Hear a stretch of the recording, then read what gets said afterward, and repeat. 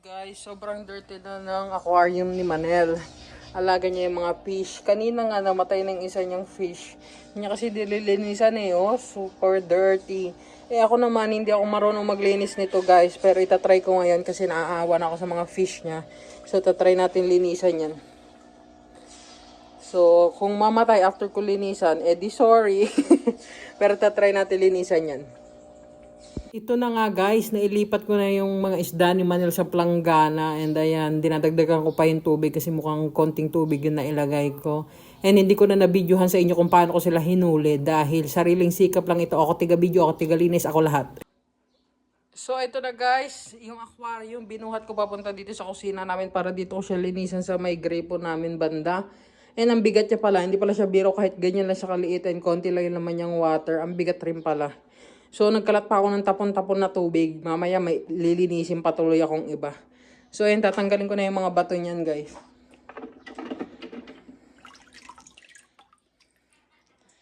Share ko lang, guys. Ewan ko kung nandito pa. Yung inuwi kong bato galing sa Bohol. Or baka tinapon na ni Manel. May inuwi pa akong bato eh. Bato corals na galing sa Bohol. Parang wala na, parang tinapon niya na.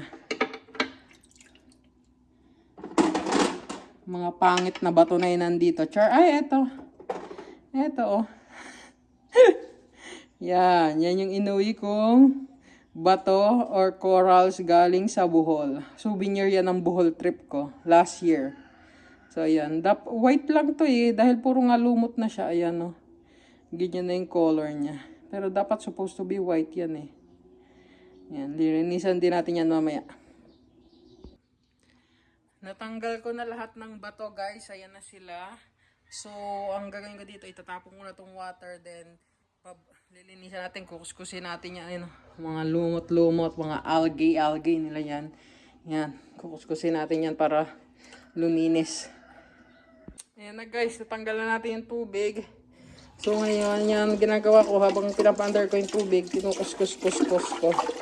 Hindi natin to pwedeng kuskusan ng may sabon kasi baka mamaya after natin maglinis may maiwan pa tayo mga debris ng sabon and makita na lang natin yung mga fish nakalutang na lang, makakagalitan tayo. So let's see kung kukuha tayo ng basahan na pang kuskus para mas malinis.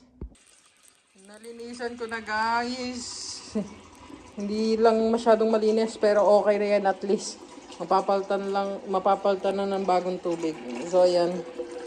Nire-refillan na natin ng bagong tubig yung tank. And after nyan, ililipat natin siya dun sa lagayan niya talaga. Siguro mga hanggang dito lang, dun sa may bakat ng water. Yan. Diyan natin ilalagay. Hindi natin masyadong pupunuin. Pero yung mga bato hindi ko pa nalilinisan. Last ko na yung lilinisan. Ayan na guys, nalinis na natin. Kitang-kita na sila. Yung mga nakalagay dyan. Ayan o. Wala na mga lumot. After ilang days lang meron na agad yan. Mukha namang happy sila. And sana hindi sila mamatay. Kasi ginawa kong paglinis sa kanila. Pag namatay sila, edi sorry lang. Ayan yung bato kanina. Yung souvenir ko sa Bohol. So ayan. So ayan sila. They look happy naman and that's it. We did a great job sa paglinis.